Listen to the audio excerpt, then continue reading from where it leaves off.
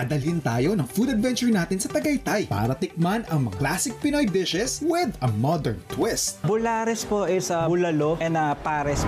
Fairness, laing na crunchy. May challenge din para sa atin ang kapuso sexy comedian na si Ashley Rivera. Di chamba tong, sarap talaga. The best ka. Madi-discover natin kung paano makakapagpatubo ng dill. May kakaibang version ng tinola akong na-discover sa aking pagbisita sa Isabela. Dadalhin tayo ng food adventure natin sa Tagaytay para tikman ang mga classic Pinoy dishes with a modern twist. Bulares po is bulalo and pares po. Fairness, laing na crunchy. In fairness, sinigang siya na may kimchi, no? Sinigang na pang-Koreano. Let's go! May challenge din para sa atin ang kapuso sexy comedian na si Ashley Rivera. Sarap sa ruleta. Seafood! Ay, ang sasarap naman nito! So we have oyster, we have clams. Fun fact, hindi ako marunong kumain ng crab. Madi-discover natin kung paano makakapagpatubo ng dill. Tinatry na namin sa barbecue namin, which is ginawa namin dill pickle yung tawag doon. Yung aming lambanog o yung aming coconut wine. At may kakaibang version ng tinola akong na-discover sa aking recent na pagbisita sa Isabela. So gusto ko lang i-replicate yung recipe na yon. Gusto ko ring i-introduce sa inyo yung combination ng flavors na meron sila sa Isabela. Kaya kung ready ka na, simulan na natin ang food exploration from farm to table. Ang sarap nito, Chef. The best ka. Chamba, chamba. Di chamba tong, sarap talaga.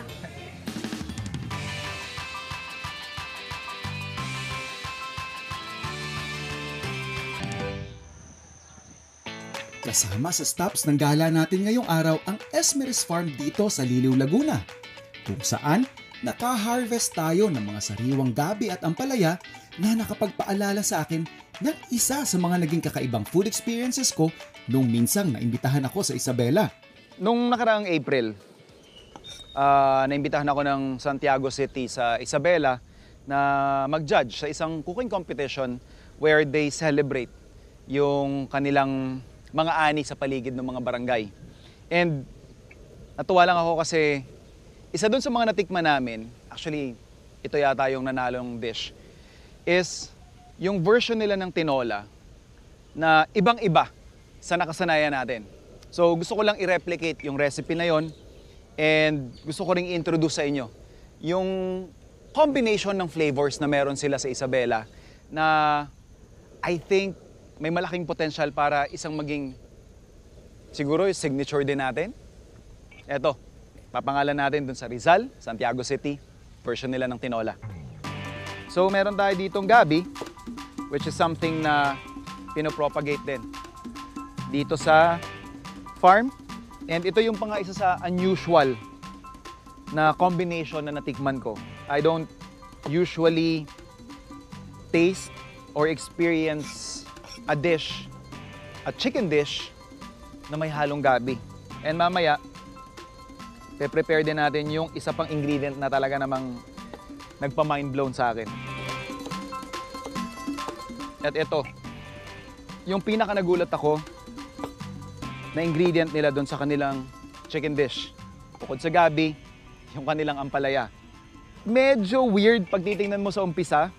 Actually, nung bago ko tikman yun, na-intriga talaga ako kung ano ba yung magiging lasa. Pero yun nga, after kong maisubo yung unang tikim ko, nung sabaw pa lang umelibs na talaga ako. So hiwain lang natin yung ating ampalaya.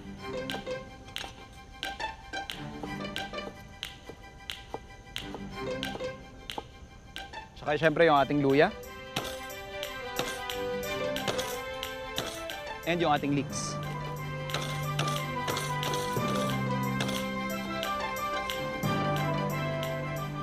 So ready na yung ating mga ingredients. Sunod na nating hiwain yung ating manok.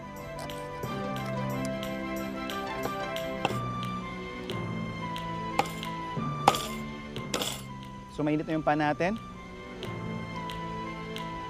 Sear lang natin yung ating chicken.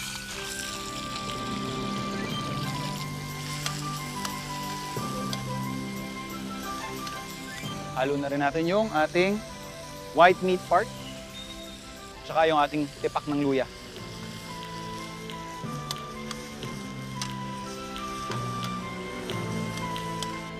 Yung ating leeks.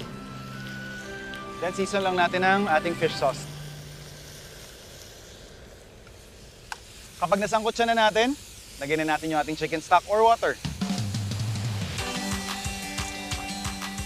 Sasabay ko na rin dun sa pagpapalambot ng manok natin, yung ating gabi.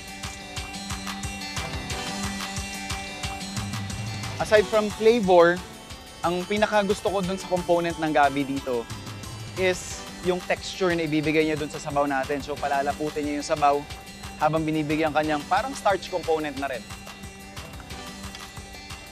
Palalambutin lang natin yung ating manok saka yung ating gabi. Then we'll finish off yung ating dish by adding yung ating ampalaya. Since effortless yung pagkaka-penetrate ng ating tinidor sa gabi, ibig sabihin nun, luto na siya. Lagay na natin yung X factor ng dish, yung ating ampalaya. So lulutuin na lang natin to for just additional 2 minutes. Pwede na tayo mag-serve.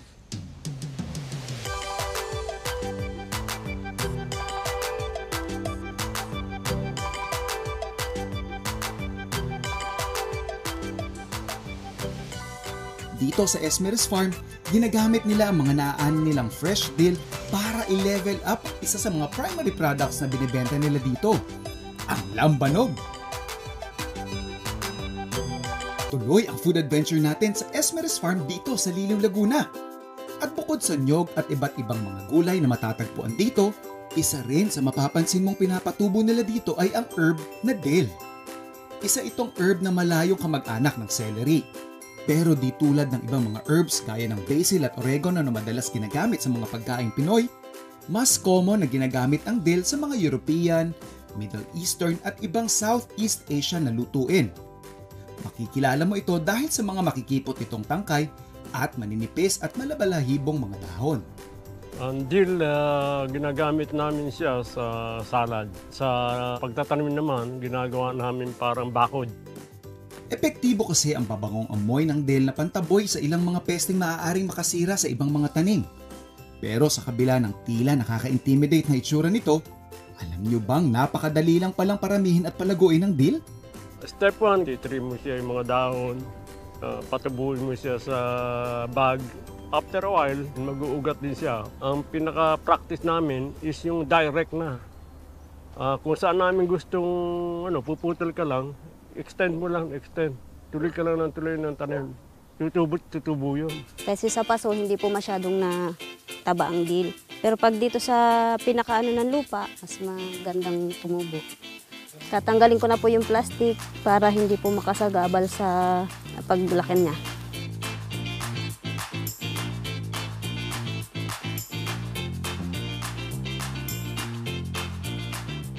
Magiging ganito na po siya. Yung dill po, low maintenance, kahit hindi po siya diligan, hayaan nyo lang po siya dyan sa lupa. Okay na po yan, magiging maayos naman po siya. Dito sa Esmer's Farm, ginagamit nila ang mga naaan nilang fresh dill para i-level up isa sa mga primary products na binibenta nila dito, ang lambanog. Actually, nag-try na kami, pinatry na namin sa barbecue namin, which is ginawa namin dill pickle, yung tawag doon. Yun ay yung aming lambanog o yung aming coconut wine. Ibababad mo lang siya, mabango siya eh. So yung bango niya, na ginagawa naming means na para mabango yung karne. At the same time, tenderizer na siya. Gamit ang fresh leaf dill, ilalagay natin sa stupor. Then sunod ay lalagay na natin yung lambanog na gawa dito sa Esmer's Farm. Itong dill natin ay hahaluan natin ng lambanog para yung katas mismo ng dill ay mababad habang tumatagal. Ma-absorb ng lambanog ang ating ibinabad na dill at para mas maging malasa yung lambanog natin. So, kailangan patagalin natin ng minimum of 6 months o 6 na buwan para ma-marinate or ibig sabihin mababad ang ating dill with lambanog. After that, pwede na natin siyang i-filter at magkukulay green na siya.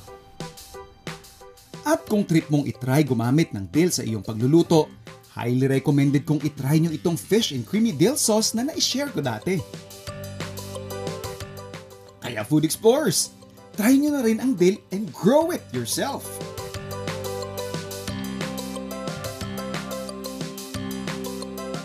Perfect din to kasi bago sa panlasa natin Yung talagang matatakam kang kainin. Sarap talaga. Nakakaiyak. Oh, yung magaganda dyan. Oo, kayo nga. Makinig kayo sa sasabihin ko. Itong kwento kong to, naiibang talaga. Dahil dito sa sasabihin ko, magaganda naman ang bida.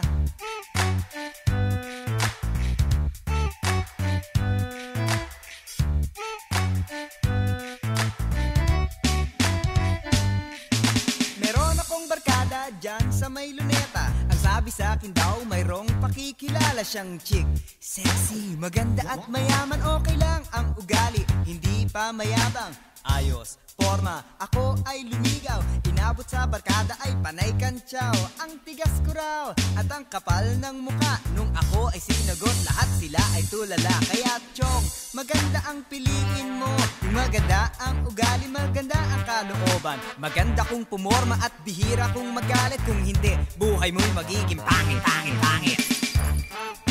Ang ganda-ganda niya. Ang ganda-ganda niya. Kung maganda ang pipiliin, para kang nasa langit. Kung gusto mo ng pangit, wag mo na kaming isabit. Maganda ang piliin, parang nasa langit. Kung gusto mo ng pangit, wag mo na kaming isabit. Ang ganda-ganda niya. Ang ganda-ganda niya. Mahalaga rin talaga ang meron kang itsura. At lalo kung ikaw ay mag-aasawa na. Kung pangit ka na nga't ganun din ang napangasawa. At tawag sa anak nyo ay kawawang bata. At tol, isipin ang iyong kinabukasan. Kung maganda araw-araw ang siyang magigisnan. Kung siya ang liligawan, pinapag-iisipan. Ang sasabihin ko'y iyong pakinggan. Hoy chong, maganda ang piliin mo. Yung maganda ang ugali, magandang kalooban. Maganda kung pumorma at bihira kung magalit. Kung hindi, buhay mo'y magiging pangit, pangit, pangit. Ang ganda-ganda niya. Ang ganda-ganda niya. Kung maganda ang pipiliin, para kang nasa langit. Kung gusto mo ng pangit, wag mo na kaming isabit. Maganda ang piliin, parang nasa langit. Kung gusto mo ng pangit, wag mo na kaming isabit. Ang ganda-ganda niya. Ang ganda-ganda niya. Kung tingin mo sa sarili ay pasado ng ugali, dapat ay mag-ingat ka sa iyong pagpili. Maganda pag hinanap ay hindi madali. Ngunit kung marunong ka, hindi ka magkakamali. At bakit? Tapat ba ang lahat ng mga pangit? Kung sino nga yung pangit, siya pa ang masungit. Pag maganda ang ugali, maganda ang muka. Lahat-lahat siguro sa kanya'y maganda. Kaya chong, maganda ang piliin mo. Yung maganda ang ugali, maganda ang kalooban. Maganda kung pumorma at bihira kung magalit. Kung hindi, buhay mo'y magiging pangit, pangit, pangit.